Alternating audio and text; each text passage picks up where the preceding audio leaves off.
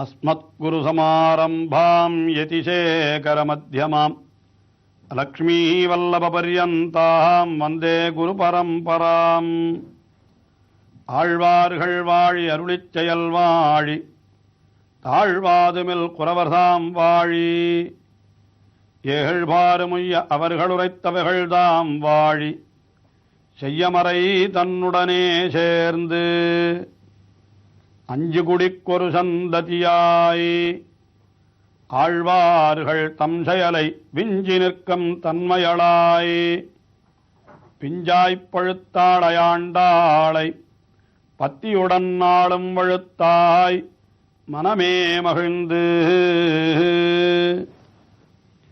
கண்ணபிரானை உடனே அடைய வேணும் என்கின்ற ஒரு துடிப்பின் காரணமாக பாவை நோன்பு நோற்றாள். தொடர்ந்து அவள் நாச்சியார் திருமொழியிலே காமன் காலிலே விழுந்தாள். என்னுடைய சிற்றில் சிதைக்காதே என்று அவனையே வேண்டிக் கொண்ட கோபிகைகளுடைய பாசுரத்தை அனுகரித்து பாசுரங்களை அருளிச் செய்தாள். அதற்கு மேலே அந்த வஸ்திரங்களை அபகரித்த கண்ணபிரான் அவனிடத்திலே வஸ்திரங்களை கொடுத்து விடு என்று கேட்ட கோபிகைகளுடைய வார்த்தையை அனுகரித்து வார்த்தை அருளிச் செய்தாள். ஆய்ச்சிமார் பாவனையிலே கூடல் இழைத்தாள். முடிவாக குயில்களை பார்த்து அந்த கண்ணபிரான் நான் இருக்கும் இடம் வரும்படியாக குயில்களே நீங்கள் கூவ வேண்டும் என்று அந்த குயில்களை பார்த்து வேண்டிக் கொள்வதாக 5வது திருமொழி செல்லுகிறது. அதிலே 6வது பாசுரம். அந்த பாசுரத்திலே என்ன தெரிவிக்கிறாள் என்றால், குயிலே, அந்த என்னுடைய தத்துவனான எம்பெருமான், எனக்கு உயிர் நாடியாய் இருப்பவன் எம்பெருமான், அந்த எம்பெருமான் நான் இருக்கிற இடத்திற்கு வரும்படியாக நீ கூவாயானால் நான் என்ன செய்வேனால் தலையல்லால் கைமாறிலேனே என்கிறாள் இந்த 6வது பாசுரத்திலே.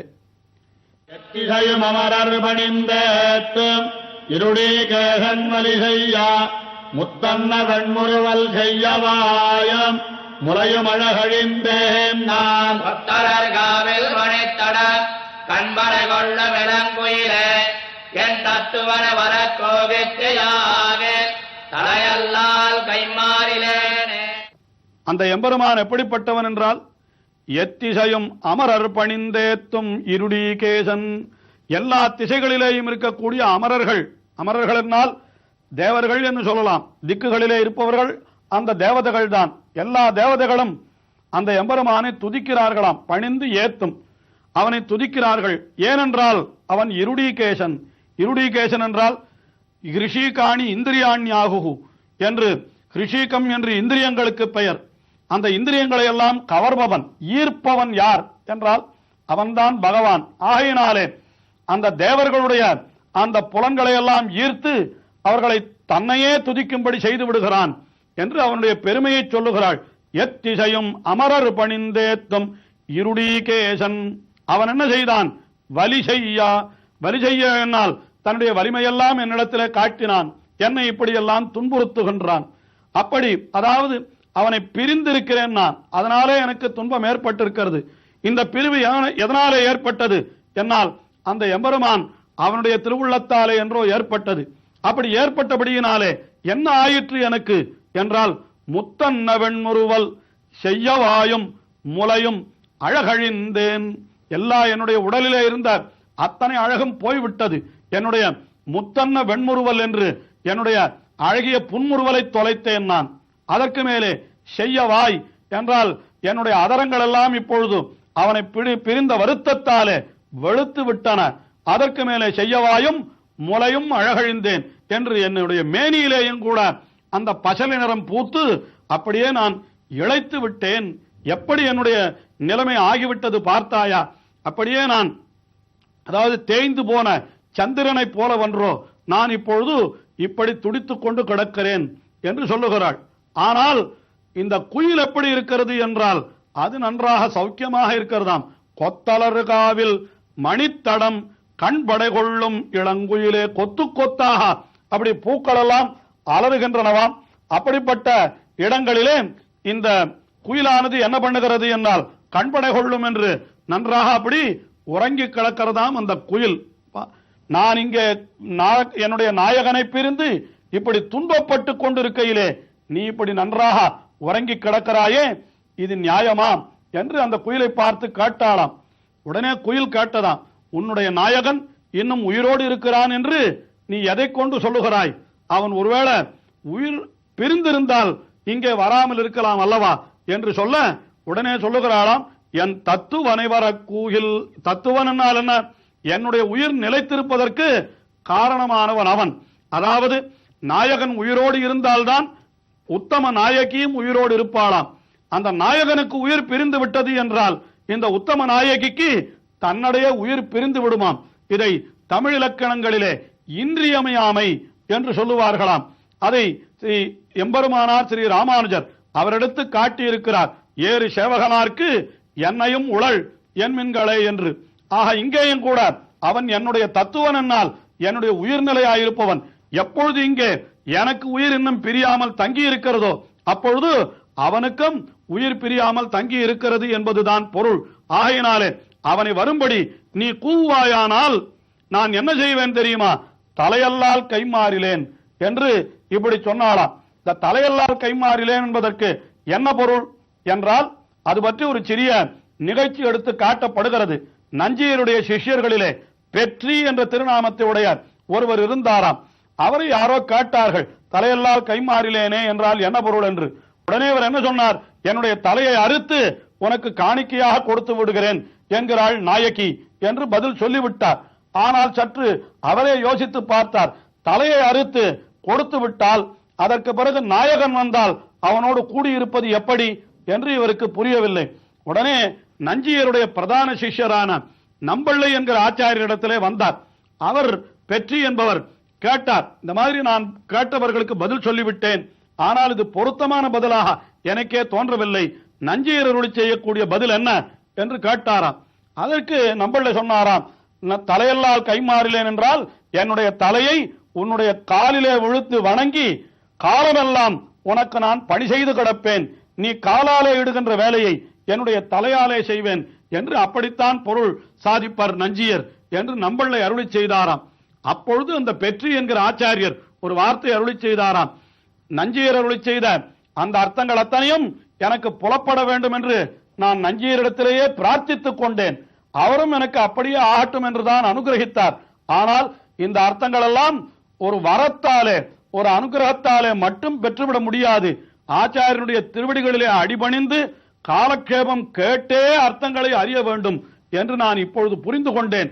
ஏனென்றால் அவர் மரம் கொடுத்தும் கூட அவர் சொல்லக்கூடிய அர்த்தம் எனக்கு புலப்படவில்லையே, இதை நான் கேட்காமல் போனபடியினாலே தானே எனக்கு இப்படிப்பட்ட நிலைமை ஏற்பட்டது என்று கேட்டே அறிய வேண்டும் என்று அறிந்து கொண்டேன் என்று சொன்னாராம்.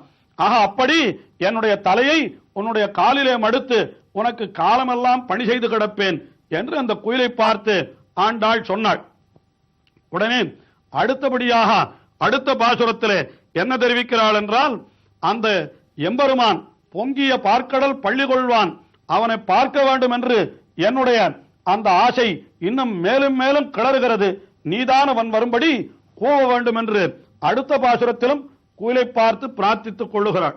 பொங்கிய பார்க்கடல் பள்ளி கொள்வானை உணர்வதோராகையினால் என் கொங்கை கிளர்ந்து குமைத்து குதுகலித்து ஆவியாகுலம் செய்யும் அங்குயிலே உனக்கென்ன மரங்குறவு ஆழியம் தங்கவன் தண்டம் தங்கிய கையவரை வரக்கோவில் மீதாலத்தரவம் வருதே. அந்த எம்பெருமான் எப்படிப்பட்டவன் என்றால் பொங்கிய பார்க்கடல் பள்ளி கொள்வான். இந்த எம்பெருமான் தன்னிடத்திலே பள்ளி கொண்டிருப்பது காரணமாக அந்த பார்க்கடல் அப்படியே பொங்கி வருகிறதாம். வியாக்கியானத்திலே சுவையாக காட்டுகின்றார் பெரியவாச்சான் பிள்ளை. என்னன்னா, சந்திரனை கண்டால் கடல் பொங்குகிறது என்பது இயற்கை. இங்கே எம்பெருமான் பள்ளி கொண்டிருக்கிறான். அவனுடைய திருவடிகளிலே இருக்கக்கூடிய அந்த 10 நகங்களும் சந்திரனை போலவே பிரகாசிக்கின்றன. ஒரு சந்திரனுக்கே பொங்குகின்ற கடல் 10 சந்திரன்களை கண்டால் பொங்குவதற்கு சொல்ல வேண்டுமோ? ஆயினாலே பொங்கிய பார்க்கடல். அது மட்டுமல்ல, சந்திரமா மனசோ ஜாத்தகா என்று சந்திரனை மனத்திலிருந்து உண்டாக்கின எம்பெருமான் அவனே அங்கே பள்ளி கொண்டிருக்கிற பொழுது அவனை கண்டு கடல் பொங்காதான். ஆக பொங்கிய பார்க்கடல் பள்ளி கொள்வான், அவனை புணர வேண்டும் என்கிற ஆசையினாலே எனக்கு என்ன ஆயிற்று? என்னுடைய கொங்கை கிளர்ந்து குமைத்து குதுகலித்து ஆவியை ஆகுலம் செய்யும் என்று என்னுடைய அந்த திருமார்பகங்களானவை என்னுடைய மனசானவை அவன் நினைத்து அப்படியே குதூகலித்து என்னுடைய ஆவியை, என்னுடைய ஹிருதயத்தை துன்புறுத்துகின்றன. அவனோடு சேரப்பெற முடியாத வருத்தத்தை எல்லாம் அவை வெளிப்படுத்துகின்றன. ஆயினாலே நான் மிகவும் துன்பப்பட்டு கொண்டிருக்கிறேன். ஆனால் இந்த குயிலோ என்ன செய்கிறது என்றால், ஒரு பொந்திலே அப்படி ஏகாந்தமாக மறைந்து உறைந்து இருந்ததாம். உடனே அதை பார்த்து சொல்லுகிறாள், உனக்கென்ன மறைந்துரைவு, உனக்கென்ன மறைந்துரை, எதற்காக நீ அப்படி மறைந்து கொண்டு உரைகிறாய்? உடனே புறப்படு, நீ என்ன செய்ய வேண்டும்? அங்கு போய் அந்த எம்பெருமானை நான் இருக்கிற இடத்திற்கு வரும்படியாக நீ ஒரு வார்த்தை, வாயால் ஒரு தண்ணீர் பந்தல் வை என்று அந்த குயிலை பார்த்து கேட்கிறாளாம். உனக்கென்ன மறைந்துரைவு, ஆழியும் சங்கும் ஒன் தண்டும் தங்கிய கையவனை வரக்கூவில். ஆழி, சங்கு, தண்டு என்ன ஆயுதங்களை ஏந்தி இருக்கிறான். எதற்காக இந்த ஆயுதங்கள் என்னால், அடியவர்களோடு தான் சேரப்பெற முடியாத விரோதிகள், சேருவதற்கு தடையாக உள்ள விரோதிகள் எவை இருந்தாலும் அவைகளை அழிப்பதற்காகத்தானே இந்த ஆயுதங்களை கொண்டிருக்கிறான். அதுவும் தவிர அடியவர்கள் இந்த ஆயுதங்களோடு அவனை சேவிக்கின்ற பொழுது அந்த ஆயுதங்களையே அவனுக்கு ஆபரணமாக நினைக்கிறார்கள்.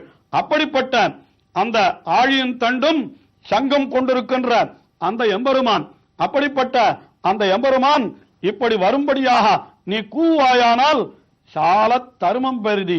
ஆழியும் தண்டும் சங்கம் கொண்டிருக்கின்ற எம்பெருமான் அவன் இங்க வருவாம்படியாக, அவன் நான் இருக்கிற இடத்திற்கு வரும்படியாக நீ கூவினால் என்ன ஆகும் என்று கேட்டால், சால தருமம் பெரிதி, மிக உயர்ந்த தர்மத்தை நீ செய்தவனாக ஆவாய் என்று அந்த குயிலை பார்த்து சொல்லுகிறாள்.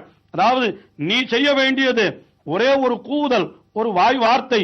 அதனால் என்னுடைய உயிரும் தங்கும், அதனால் எம்பெருமானும் என்னோடு கலந்து அவனும் மகிழ்வான்.